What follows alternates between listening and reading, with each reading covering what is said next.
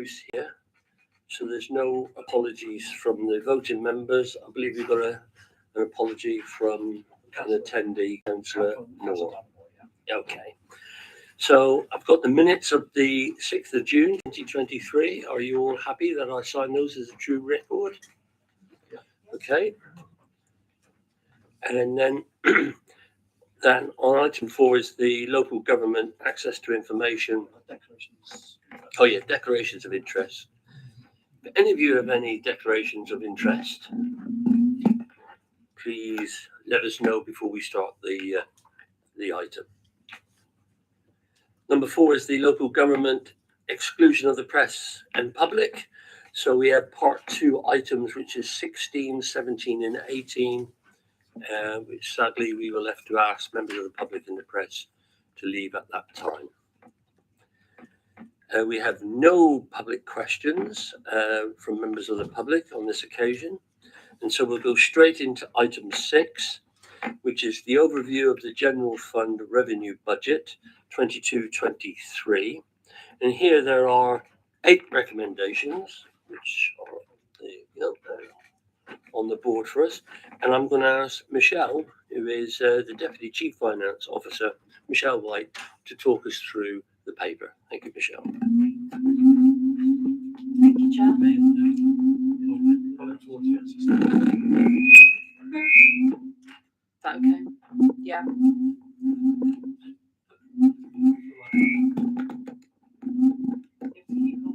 Do I? Yeah, just hold it. Right, okay. Right, thank you, Chair.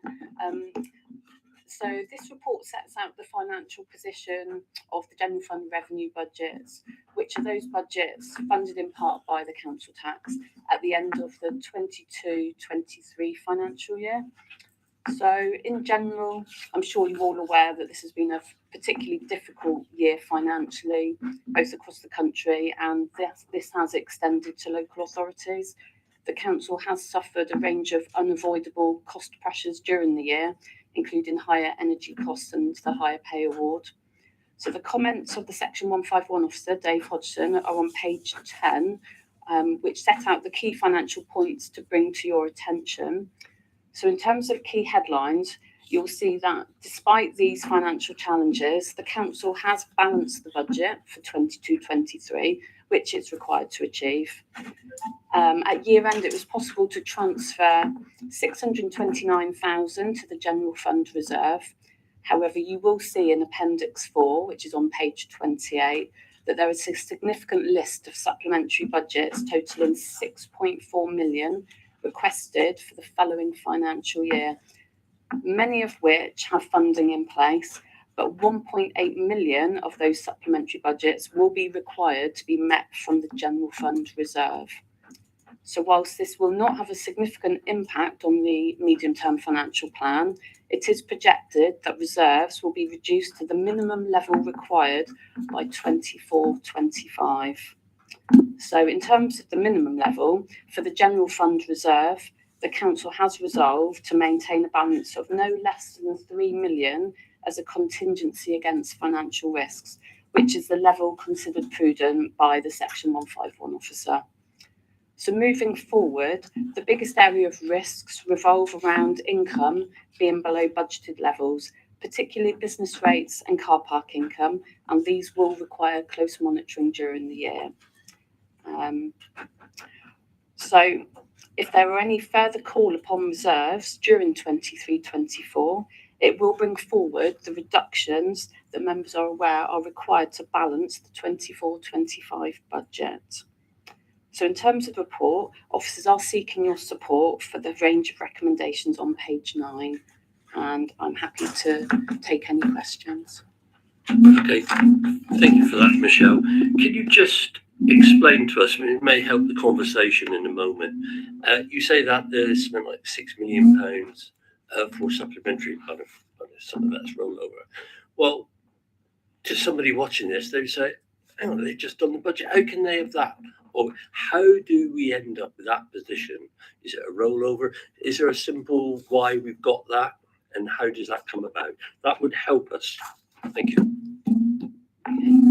Yeah, thank you, Chair. Predominantly, that 6.4 million will represent underspends from the current financial year. It could be a combination of grant funding that wasn't spent by the end of the year. Those balances will go into earmark reserves, and then subject to your approval, if the supplementary budgets are supported, they're met from that earmark reserves.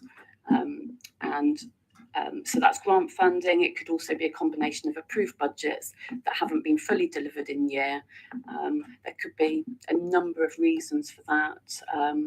In terms of delivery, we have experienced, it's wider economic issues in terms of availability of labour, etc. But most of the reasons are set out in the body of the report on a management by management unit basis.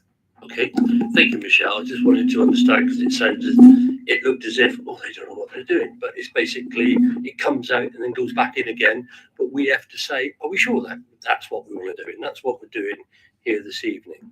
Okay, thank you. Well, that's helped me anyway. So I'm just going to, any contributions from Councillor Jobson and or Councillor Mitchell, just to say I've had two questions from you, Councillor Jobson, in writing. You will get those in written form. Just to say, there's one about reduction in hours isn't really relevant to the recommendations, but you'll get an answer, and also about the 808 will also be discussed and sent back to you. So if you've got anything else that we'd like, no, okay. Councillor Mitchell. Thank you, Chair. No, I thought the outline report prior to the single sheet was extremely helpful, explaining each service area and what the changes were. To what extent is this a typical or untypical year? Are we going to face similar situations in 24, 25, 25, 26, do you think? I'll get Michelle to get the crystal ball out for us all at the end of this discussion, Michael. Thank you for that. Right, I'll open this up to any members wish to make a contribution or to ask a question of anything. Okay with the supplementary budgets? We understand why there are supplementary budget. That's come across. I think we need to understand that. Thank you. So, Mystic Michelle, can you answer that for us? Insider trading going on here. Yeah. In terms of for Councillor Mitchell, I would like to say it was an exceptional year. It's uncertain, highly uncertain in terms of whether we're going to have repeat of those funding pressures. The pay award is looking like that again might cause a further pressure in 23-24. But anything that emerges, I'm sure we will be reporting back to you in our quarterly budget monitoring reports, and highlighting things to you at the earliest opportunity. Thank you, Michelle.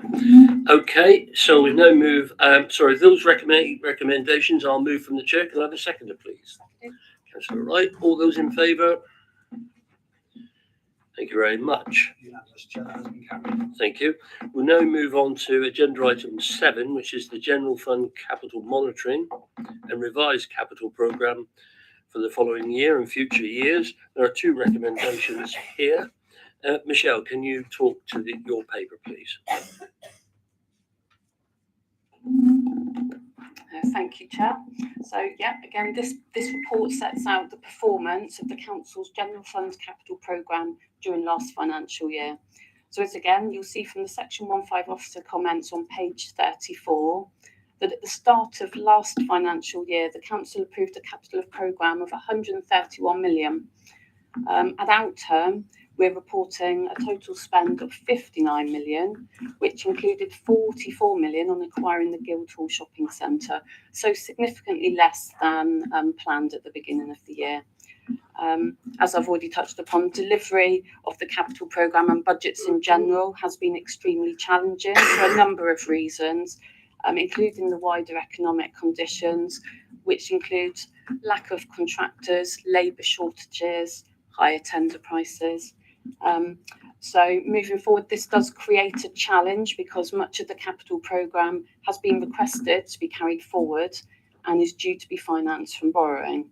So with interest rates rising quickly, it could result in additional borrowing costs. So it is our plan to refrain from borrowing for as long as possible, but there is a risk that short-term borrowing may be required during the year, depending on how much of the capital programme is spent. So on a more positive note, along with purchasing the Guildhall Shopping Centre last year, a number of play areas have also seen enhancements as set out on page 14. There are also a number of additional capital budgets requested for 23-24. They're set out on page 41, but those requests are actually fully funded, so they will not add any borrowing pressures. So again, in terms of the report, officers are seeking your support for the recommendations on page 33 and happy to take any questions. Thank you, Michelle. Yes, understand the situation, quite clear about the borrowing and also in relation to some of the issues. But of course, that is the consequence of taking back control, which we've done. So I've got a couple of questions from you, Councillor Jobson.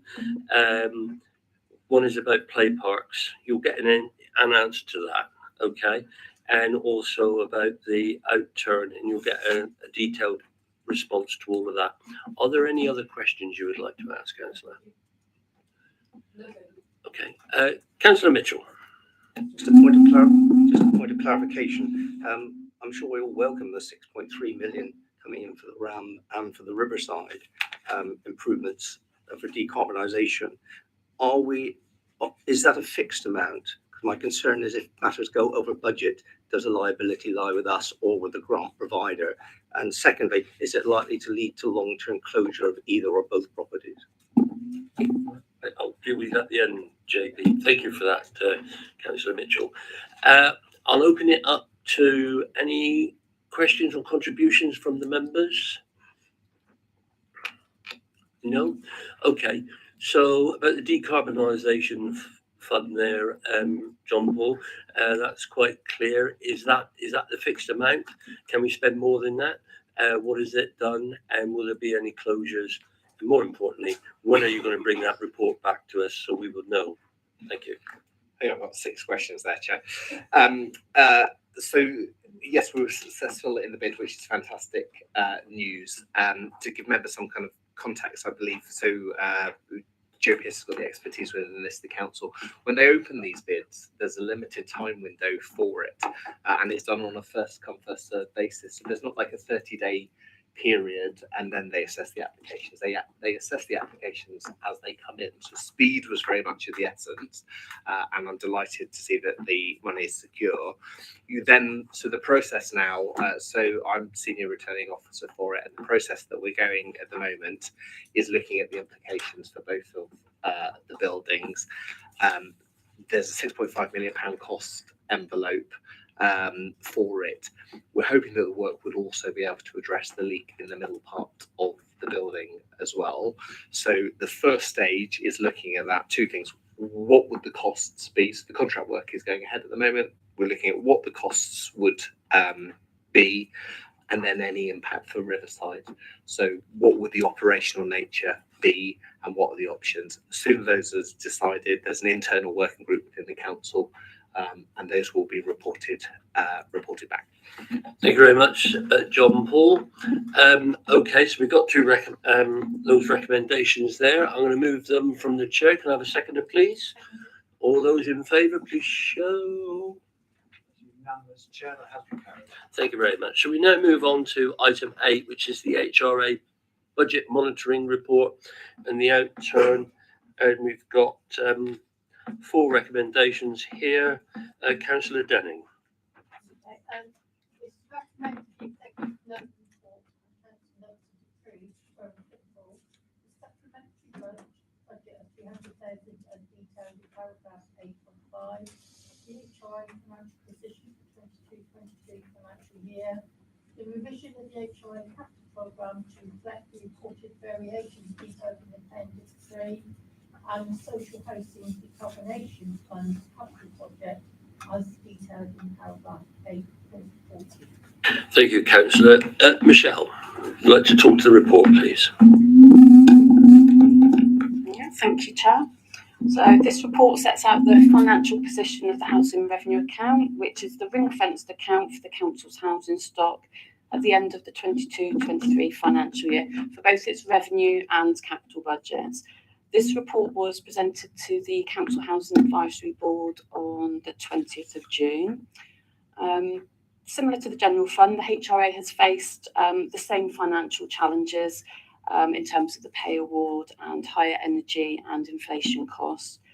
As set out in the section 151 of the comments on page 54, we are reporting an improved financial position since it was last presented to you, and this is predominantly due to the higher level of interest that the HRA has earned on its balances. So in terms of its balances, this includes the HRA working balance, the balance on its major repairs reserve, and the HRA capital receipts that are unspent. So in terms of the capital programme, the HRA spent 13.6 million, with 10.3 million on improvements to existing stock and 3.3 million on new housing projects. So as with the general fund, higher interest rates are making the viability of future projects much more challenging, as new build projects in particular may struggle to cover their borrowing costs in the short term, which will need to be compensated elsewhere in the housing revenue account. So at the year end, the HRA has also achieved a balanced budget and maintains its working balance, which is resolved to be no less than 4 million to provide for financial risks. So in terms of the report, officers are seeking your support for the recommendations on page 53, and I'm happy to take any questions. Thank you, Michelle. Councillor Mitchell, have you got any contributions to make? No. Councillor Jobson? No, you have the question for me about. Yes, thank you. Okay, so I'll open up for any questions or comments, and I'll take the portfolio holder at the end if she chooses to come in. Any questions or comments? No. Mr. Dellin? No. Just to say that I think the HRA budget is doing well, considering the sort of economic climate at the moment, and would highlight particularly the way that we're getting new funds in for the decarbonisation from the decarbonisation fund. And just to note that we did actually win 2 awards for our Landlord of the Year Southwest. I can't remember what the other one was. It was the best the best project within the Southwest for decarbonisation. So, you know, as an HRA, we're doing very well. Yes. Thank you for that. Speaking of awards, I should have mentioned at the start, of course, we won a couple of awards for Edwards Court and indeed St Sybil's Point again. But we win so many, we're getting a bit blasé about them now. So we've got those 4 recommendations before us. Although I'll move them from the chair. Can I have a seconder, please? All those in favour? Thank you. Unanimous, Chair, that has been carried. Thank you. Agenda item 9, Treasury Management, and there's one recommendation here that Executive and Council note the report. Michelle. Thank you, Chair. So this is a statutory report setting out the Council's performance against the Treasury Management Strategy that it approved at the start of the year. So again, section 151 of the comments are set out on page 75, which draws your attention to the key financial risks relating to borrowing costs, which we've already sort of touched upon. So as you'll see in section 10 on page 78, we paid significantly less interest than expected due to the lower levels of borrowing required, and this was due to the lower level of in-year capital expenditure. We also earned significantly more interest on investments due to the higher interest rates. Members may have noticed that when this report was written, we had 5 million invested with Woking Borough Council, who have recently, unfortunately, issued a section 114 notice due to financial difficulties. So I am pleased to report that that investment has now been returned to the council. So in terms of the report, again, it is for members to note, and I'm happy to take any questions. Thank you, Michelle. Councillor Mitchell, have you got any contributions to make? Just a general question: how flexible can we be as a local authority in benefiting from increased rates in the market? Okay, I'll deal with that at the end. Councillor Jobson. Okay. Any comments or questions from members, please? No. Can you answer that one quickly on flexibility, please? So as an authority, we are required to manage our treasury management in accordance with the Prudential Code. So there are three criteria really. So in terms of our investments and borrowings, we have to maintain security of the funds, liquidity, and yield is the last criteria. So we do have flexibility, but it's within the framework of the Prudential Code. Okay, thank you. So there's the recommendation there. I'll move from the chair. Can I have a seconder, please? Second. All those in favour, please show. That's unanimous, Chair. That has been carried. Thank you very much. And then move on to item 10, which is the Household Support Fund, Scheme 4. We've got three recommendations. Councillor Barbara Denning. The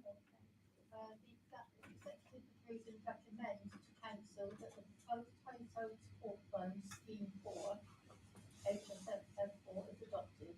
The proposed scheme consists of three projects: one of support targeted at households identified through council tax support records, awards to be paid by cash, voucher posted to customers by the end of September 23, details in paragraph 8.7. An application-based scheme for people with house characteristics identified as having a priority need, where households cannot be individually identified from existing records. Applications to open from October 23, details in paragraph 8.12. A flexible scheme allowing unspent funding to be allocated to individuals or groups needing extra support between January and March 2024. Right, thank you very much. And we've got Chris Button here. Chris, can you talk to the paper, please? Certainly. Thank you, Chair. Thank you, Councillor Denning. This is the fourth Department for Work and Pensions funded Household Support Fund scheme. This scheme runs for 12 months through to the end of March 2024, looking to support low-income households with the increased cost of living. As with previous schemes, the guidance from the Department for Work and Pensions looks to target the support towards the cost of food, fuel, energy bills, in particular, water and other essential items. This is a 12-month scheme for the first time instead of 6 months, so that gives us a little bit more space to look at the design of the scheme rather than having to react quite so quickly as previously. So we're looking to learn lessons from the schemes that we've already run previously, as well as research that's been done on the effectiveness of local welfare schemes and the impact of increased cost of living. So the proposal we're bringing forward for this scheme is for, as Councillor Denning described, a three-pronged approach, which will allow us to target some supported customers where we previously identified a high likelihood of council tax arrears. So they're customers that we already hold data about on our council tax support records. We also would like to run an application-based scheme to hopefully allow us to reach customers that we don't already know about. So through contact with community groups, working with low-income households that aren't necessarily already in our database, and also looking at customers who might have missed out on other cost of living support from Department for Work and Pensions and from ourselves. Through having an open application, then we can hopefully reach a bit wider with this scheme than we have done previously.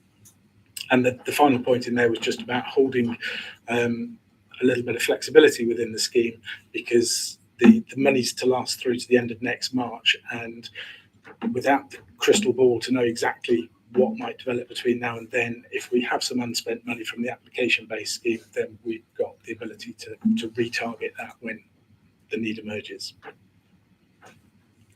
Okay, thank you. Thank you, Chris. Councillor Jobson. Councillor Mitchell. Just one point of information. On page 88, there are a couple of tables, one showing the amount that can be paid out and the number of customers, and the second one showing the award made. To what degree are you certain that you're actually getting detailed penetration to the people who really need this money? Okay, What thank you. extent We'll, yeah. sorry, we'll deal with that at the end. Yeah, Chris. that was- Any other questions or contributions from members, please? Councillor Wright. Thank you. Just a quick question. Sorry to throw it covered, but do you think you'll be able to spend the 45% of it by September, which on page 86 seems to be a stipulation? Okay, take them at the end now, Chris. Councillor Wood.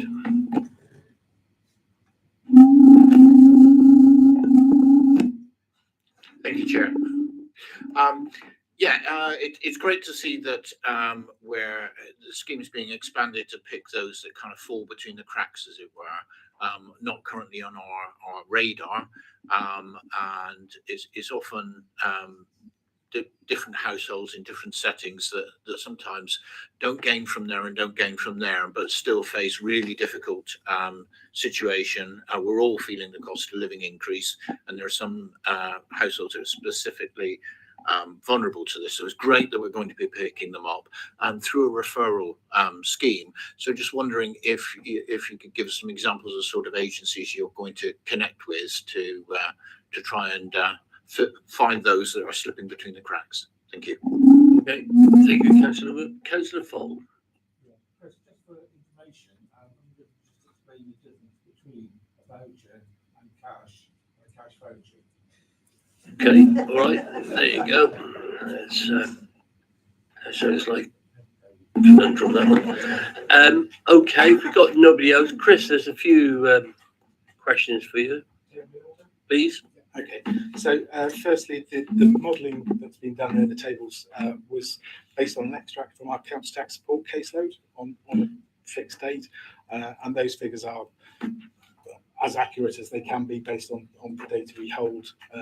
They are estimates because obviously the caseload changes and there will be an entitlement date set following the final decision, and the caseload numbers and therefore the total cost of that scheme will change slightly, but should be fairly accurate. And that kind of feeds into the second question about the 45% spend. The first element of that scheme has been modelled to achieve that full spend by the end of September. So as long as we haven't lost a whole load of claimants between the point that the data was previously extracted and when we do the final extract, then that will safely spend the 45% required.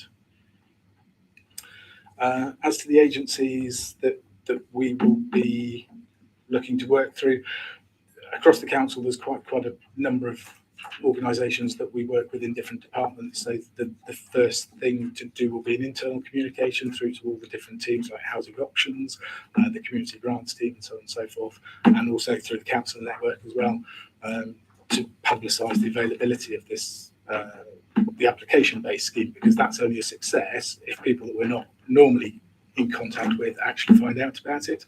So the key will be to advertise it as widely as possible using all of the different networks and agencies that we've got, including the food bank and other charities that are working with at-risk groups.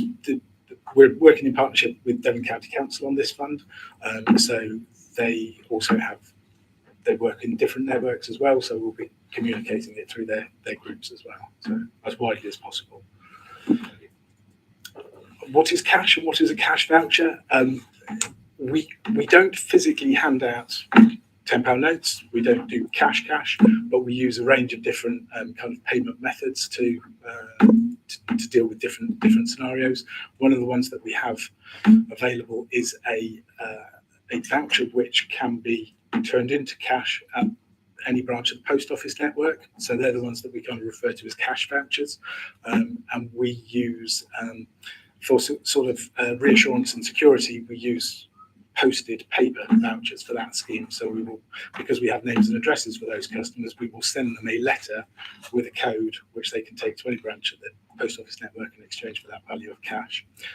We also use an organisation which will provide shopping vouchers, which can be done, can be exchanged electronically or in person, and for customers who might have a bit more kind of online capability and that we're dealing with, particularly through the application process, that's an option, maybe a quicker option to deploy the money rather than generating a letter, which is quite an expensive and a fairly slow process, but works for large numbers of claims. So the supermarket vouchers or the shopping vouchers are redeemable at any number of retailers from a predefined list to give the customer maximum flexibility as where they want to spend it. Okay, thank you, Chris. Clearly easy for people. So we got 3 recommendations there, which I'm going to move from the chair. Can I have a seconder, please? All those in favour? That's unanimous, Chair. That has been carried. Thank you very much, Mark.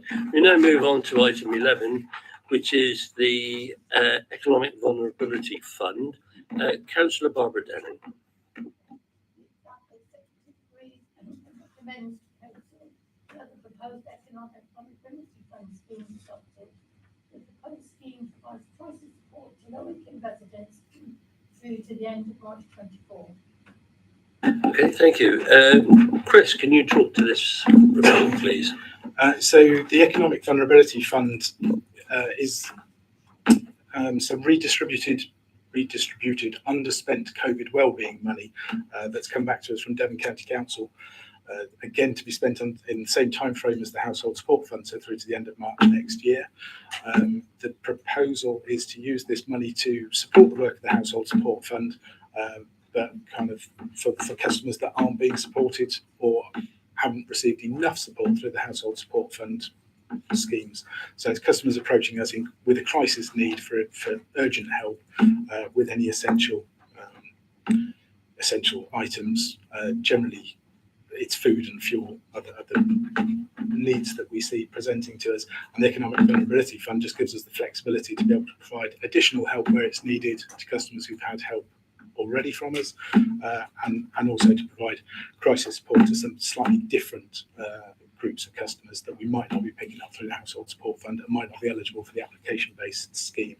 So the priority groups are listed in the report, but again, these are all customers that have been, or groups of customers that have been identified with a particular priority need for support through a piece of work that was undertaken on behalf of the Devon Food and Fuel Insecurity Group.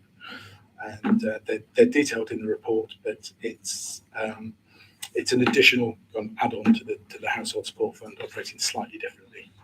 Okay, thank you, Chris. Councillor Jobson, any questions? No, Councillor Mitchell. Does any member want a question or anything? Councillor Pearce. Thanks, Chair. Just want to say thanks, Chris, for bringing this forward. I think this is going to be a really vital fund for people who may fall through the cracks and have probably fallen through the cracks several times through HSF 1, 2 and 3 so far, and maybe even on 4. But you know, it's heartbreaking that in the 5th richest country in the world we've got to have this kind of support there for people to buy food and pay for fuel, but that's kind of the state of the nation sadly at the moment. But I'm really pleased that we've got this, although it's a small fund, but it is a fund available to people who are really in crisis here in the city, and hopefully we can publicise this really well so that lots of our partner agencies can refer and direct people into this if they find that there's anybody out there with need. So thanks. Thank you, Councillor Pearce. Councillor Wright. Thank you, Chair. Yes, as Councillor Pearce says, I welcome this. It's good to see the worry that we all have to is what happens when this runs out. And if our UK situation isn't any different, but that's not something that we've got any control over here in this executive meeting, but worth noting. Just a question, would we as ward councillors be able to refer people to this support? Because we very often come across people that don't know what's out there and that fallen through the gaps when we're talking to them about other things. So if we're able to do that, could you let us know how, please? Before you wind up, I'll ask Chris, can you answer that? Can there be a council referral? Yes, we're certainly open to that, and we don't have an application route just yet, but once we do, we'll communicate that through. Okay, Councillor Denning. Thank you. I think as to recommendations over time, it's been so important for people of Exeter today, especially low-income families, people that actually work really hard and still can't afford to pay their bills. I think Chris has covered everything, so I'm not going to say anything else. but just to say thank you to Chris for these reports, because they're very clear, and you know, and all of the people who work within the benefits and welfare system, they work so hard, and sometimes perhaps they don't feel it's appreciated by sometimes with some of the customers that they have to deal with, and I'm not saying whatever, but I'd just like to put it on record that as a portfolio holder, it's really appreciated within Exeter City Council and with the executive, and so please pass it on. Thank you, Councillor. All those in favour of the recommendation, I'll move it first. Seconder, please. Yeah. I should know the drill by now. All those in favour? That's unanimous, Chair. That has been carried. Thank you. Item 12, review of the corporate risk register. And here you see that the executive note the progress made in producing the new corporate risk register. Ian Collinson, can you speak to the report, please?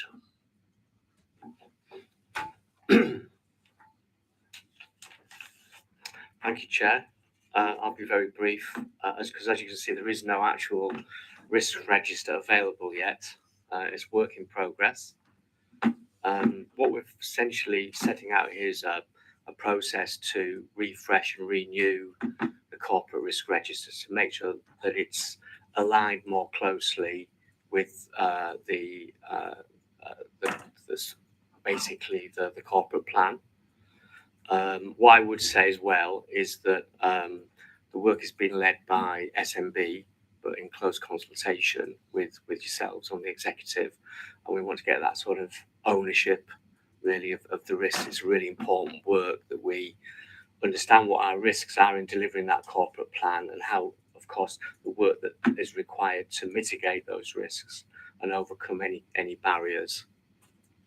So what we'll probably be doing, the plan is to bring the actual risk register back to you in September, and then it'll be reviewed by yourselves on a quarterly basis. Thank you, Ian. Councillor Mitchell, questions or clarification? No? Not obliged to say something? Oh, that's right. Councillor Jobson? No. Okay. Members, can we have any questions or comments on this, please? Okay, just to say before I put it to the vote, it is the corporate risk, as the Ian said, we'll be dealing with the risk register relating to the corporate plan, not of everything in the council at this level. Managers and teams obviously have got that, but this is about the corporate plan. So I'll move that recommendation from the chair with a seconder, please. I'll second that, Chair. All those in favour? That's unanimous, Chair. That has been carried. Thank you very much. And so we've now come on to item 13, which is the the revised local development scheme for 2023. There's one recommendation here. Councillor Morse. And the recommendation is that the executive approves the revised local development scheme, Appendix A, as the basis for preparing the local planning policy. Thank you, Councillor. Ian, can you speak to the paper, please? Thank you, Chair.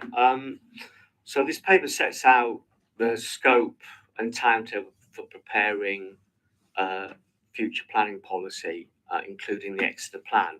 So it's something that we have to do on a regular basis, and is a legal requirement.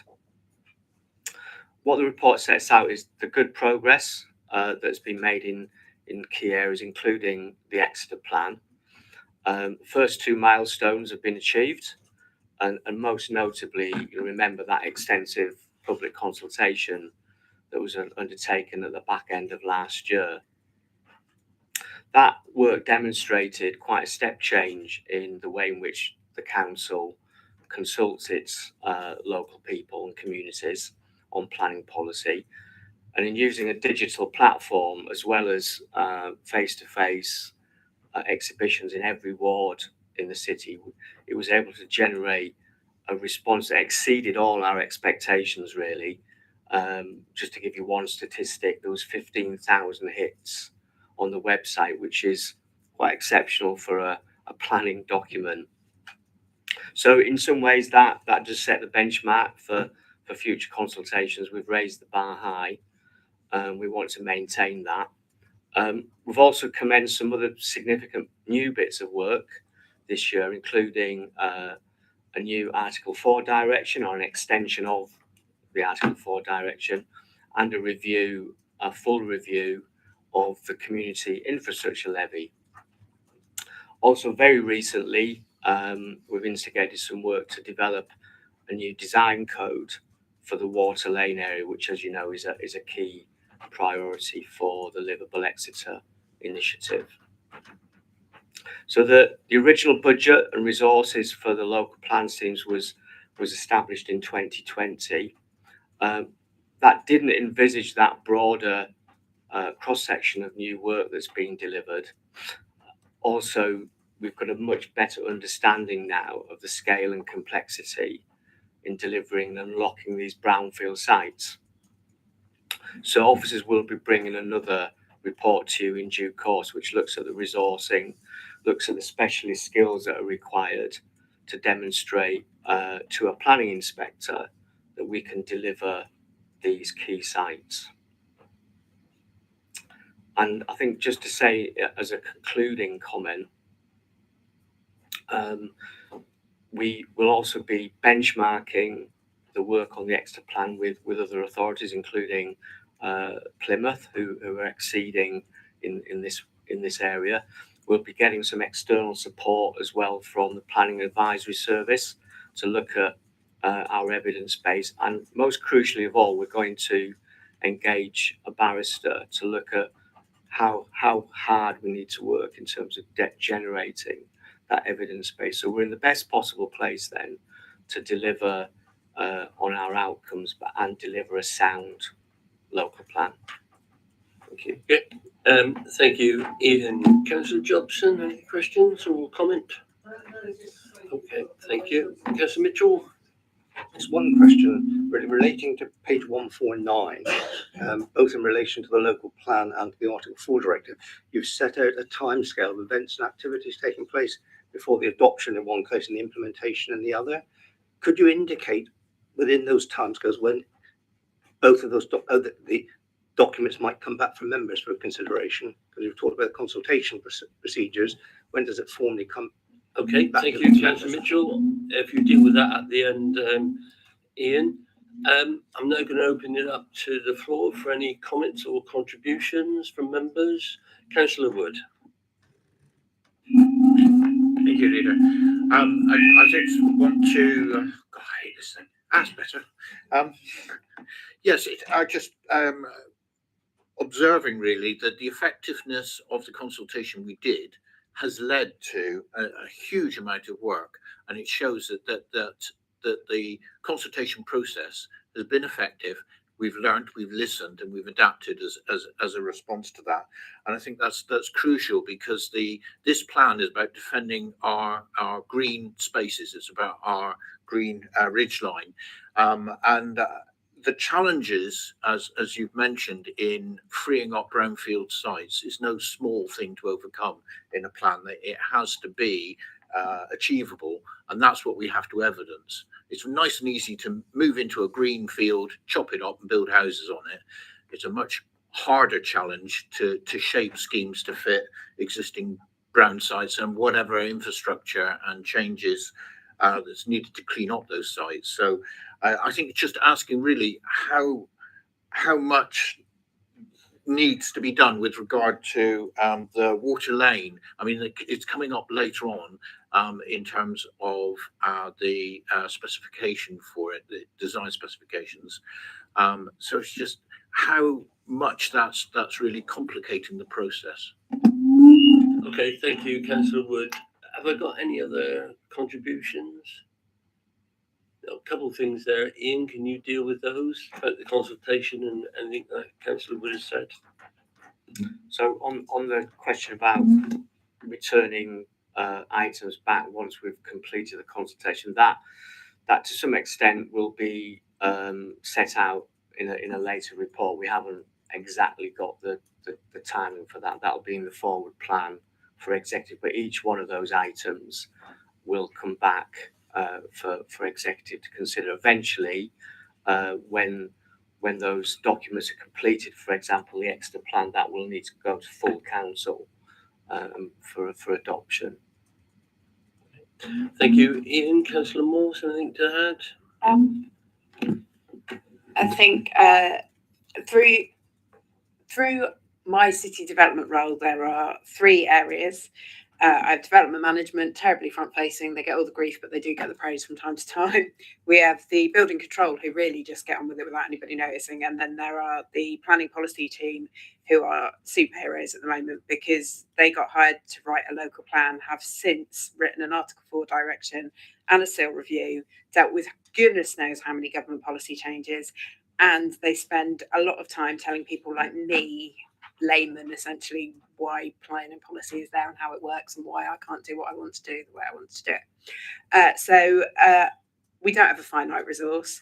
They are doing wonderfully. There is a lot of stuff we still don't know the answer to regarding some of the local plan, and that's exactly why they're working so hard at it. And the penalty of failure in this is that the local plan doesn't get adopted, and that's something I don't want to see. So I'm really pleased where we're going, that we're taking the time to think about that. And in answer to the question that Councillor Mitchell mentioned earlier, I think you'll find the Article 4 timescales were in the last paper that was brought to Executive.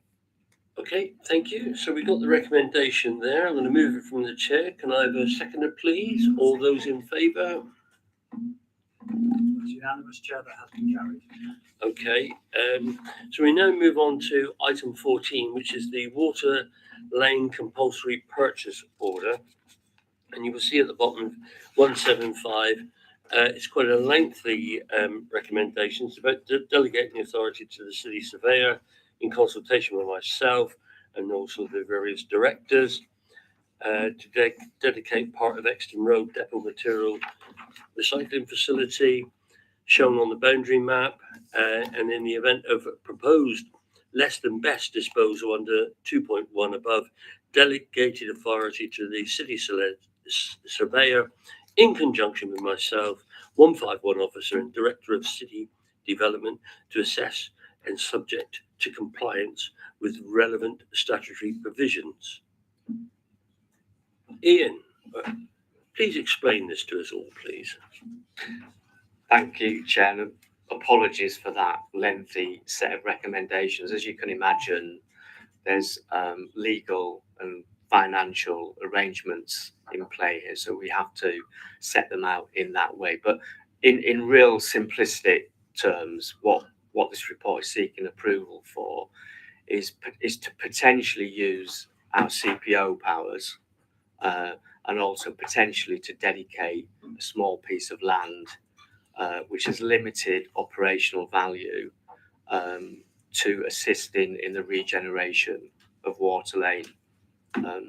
So what this effectively is doing is assisting and working collaboratively with a promoter, it's Water Lane Development Management Company, to deliver some infrastructure that will effectively open up a new access solution to Water Lane, which is predicated on a low car neighbourhood. And what it will do through the acquisition of the land or disposal of council land is to create a new access route from Tan Lane through into Water Lane, and then through a new junction arrangement accessing out from Alphington Road, and not taking up valuable space within Water Lane itself, which then could potentially be given over to pedestrians and cyclists. So it's a kind of really key sort of piece of infrastructure without which it's unlikely that we would be able to deliver the vision that the City Council has for Water Lane. It's a very difficult and complex site, and as Councillor Wood alluded to earlier, and this is one of the tools that the City Council has, you know, at its disposal to work alongside a developer to open up the site. So it requires that kind of strategic approach. Planning is really important, and as Councillor Morse has just alluded to, we can't do without planning. We can't do without a local plan, and we can't do without a design framework. But it's also beyond planning sometimes, these sites. So we need to use these other tools, and we need to collaborate. So this This is all about using some of that sort of strategic approach to bear on Water Lane. There's as the report alludes to, there's limited, if any, risk to the council, both financially or legally, because of the arrangements that we're proposing to go into, which would effectively be an agreement to work alongside a landlord who would take that risk and take that financial stake. It's just basically piggybacking and using the legal powers that we have at our disposal as a council. So I think that the report is very detailed. I'm sure there's lots of questions in that, but that's the essence of what we're seeking to do. Okay, thank you, Ian. Well, the report is quite explanatory. But on page 201, which is the quality impact assessment, our attention is drawn to the Casting House, which is a privately rented apartment block comprising of 4 flats. CPO powers will be used. Now, obviously, discussions with the landlord to take place. What assurances can you give us that whatever happens here, that although it's the landlord's responsibility, but we feel that we have a duty of care to residents. We don't want to see no Section 21 going on whereby people are ousted with no alternatives. How can you assure us on that point? So that's a really valid question, Chair. The first thing to say is that compulsory purchase orders are a last resort. What needs to happen and is happening is that the developer, in this case Water Lane Development Management Company, are looking to negotiate with the landowner in relation to Castings House. That's a requirement of the process anyway, and it's through that process that we would be looking to ensure that those people who live and rent space in Castings House are given proper notice and proper consideration in that regard. I think that it's like any situation. We're not able to control how that block, that apartment block, if you like, is managed, because it's in private hands. It's not like it's part of the housing revenue account where we would have an absolute control over. So it's something that it's not ideal, and as I say, it's a last resort. But in the end, if that can't be done through negotiation with the landowner, then this report is effectively seeking authority to enter into those compulsory purchase discussions. Okay. CPO order is one thing, or even if something is done, the reality of the situation will be is the land will be sold or CPO'd. The landlord may well be happy, but it is what is happening to the tenants in there. I know they're not at this stage or our responsibility. However, we are a council that just don't go around flinging our arms around, for want of a better expression. We do care about how people are dealt with. We need some assurances that those discussions will take place. We understand that we can't indemnify people forever, but we've got a lot of facilities and a lot of services. We want to make sure that that is dealt with. So what can you tell us about that, if you can just say that before we get into the debate, because I know people are concerned about this. So underpinning this whole process, we're setting out in that report a whole range of due diligence processes, both in terms of finances and legal, to ensure that due process is delivered and at no risk to the City Council. In terms of that particular issue about those tenants, we will be making sure, looking over the shoulder, if you like, of Water Lane DMC to make sure that everything possible is being done to protect those people and ensuring that they're dealt with in a considered way. We would not even begin to think about using our powers if that wasn't happening. So we'll be looking really carefully at that issue, and the company Water Lane DMC will be given really clear messages around that. Okay, that's fine on that point. Councillor Jobson, you have asked a question here which you will get a response to, because we are having a briefing, so everything is all being dealt with on that one. Anything else? No. Okay. Councillor Mitchell? No. Okay, I'm going to open it up for questions and discussion. Councillor Pearce. Thanks, Chair. Thanks, Ian, for going through the recommendations and the report for us there. And it's great to hear that we're going to do due diligence and there's a proper legal process going on here. But I think the point that the Chair has rightly highlighted here probably goes above and beyond that. You know, I think obviously we're going to comply with all the legislation that we need to, and we're going to negotiate with the landlord, but there's nothing that forces that landlord to have the conversations with his tenants until he or she decides to. I think what I can say is, as the portfolio holder for homelessness prevention, is that there will be officer time made available from the housing needs and options and lettings team to go and offer to meet with these residents almost, you know, in the next week, because this is a public document now. They know that there's the potential that their property is going to be up for sale, so that we can offer them any support that they may need to find alternative accommodation in the future before it gets to any giving notice or anything like that. So I think this is somewhere we need to be really proactive and just make sure that these people get the best support to find that, you know, their next move on accommodation. Now this is out in the public domain. So thanks for the opportunity to say that, Chair. Thank you, Councillor Pearce. Do I have any? Councillor Wood, then Councillor Williams. Thank you, and it's really good to hear those assurances. Just looking at the order itself, on the map on page 199, it shows actually that we're not kind of buying up the whole site. This is a key piece of the development, an amount of which is already in the ownership of the partnership. So just to highlight that we're not buying up the whole of that stretch, what we're actually doing is facilitating that final piece to be slotted in place.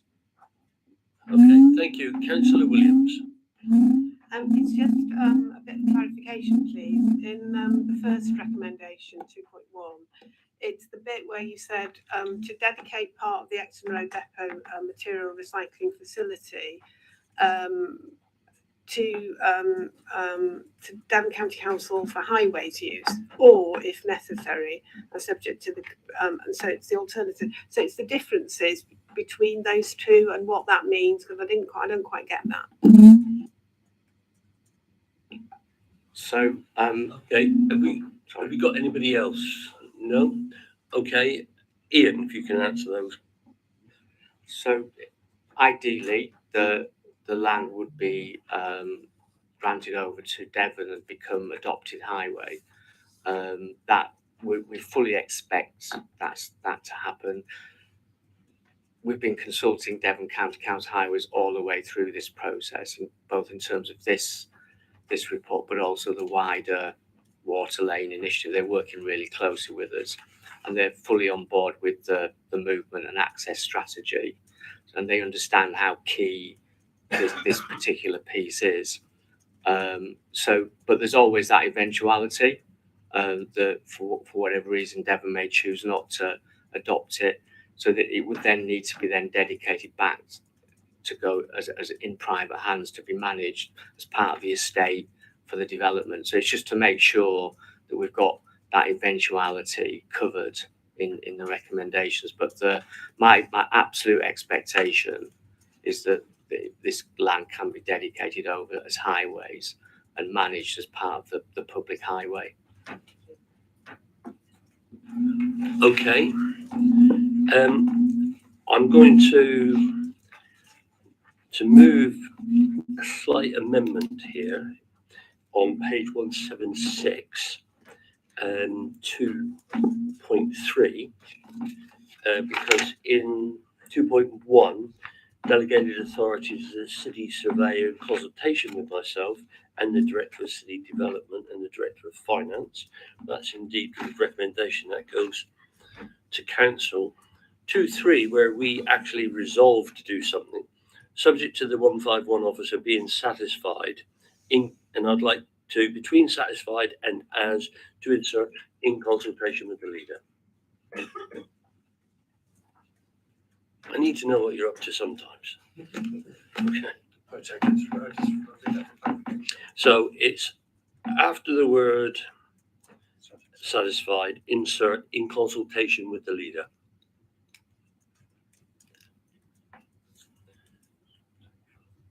If I can have a seconder for that addition. It sort of is, but I would just suggest that that wording goes after the word officer, so that it makes more sense. Subject to the S. All right. Officer in consultation with. We're the now leader, being into satisfied. English classes here. Well, you're asking And a teacher, sorry.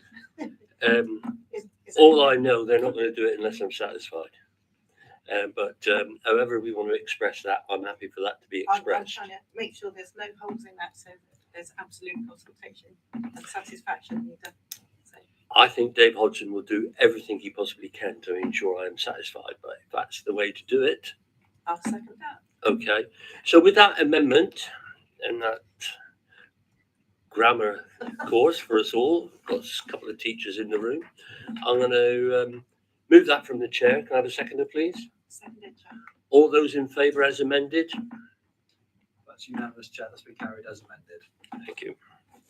Okay, we now move on to item 15, honouring aldermen of the city.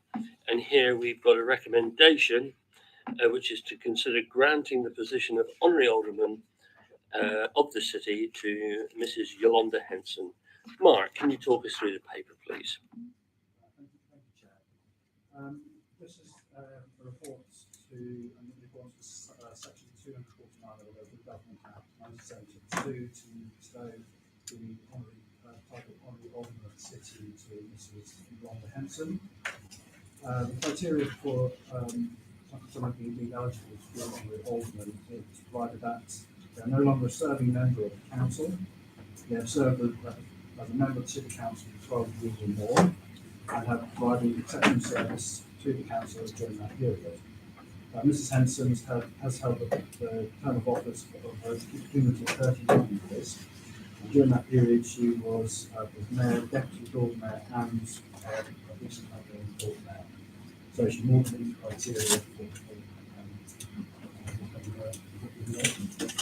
She does indeed, and I certainly wouldn't challenge that argument. I don't think we need to debate this.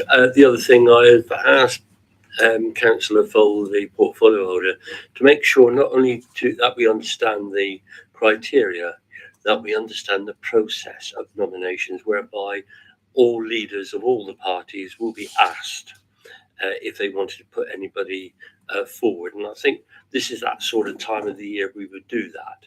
And so that to be, if we could just bear that in mind, as opposed, otherwise we'll have all sorts of flying in. Not that we've got many people who've been here for more than 39 years. Not that I know of.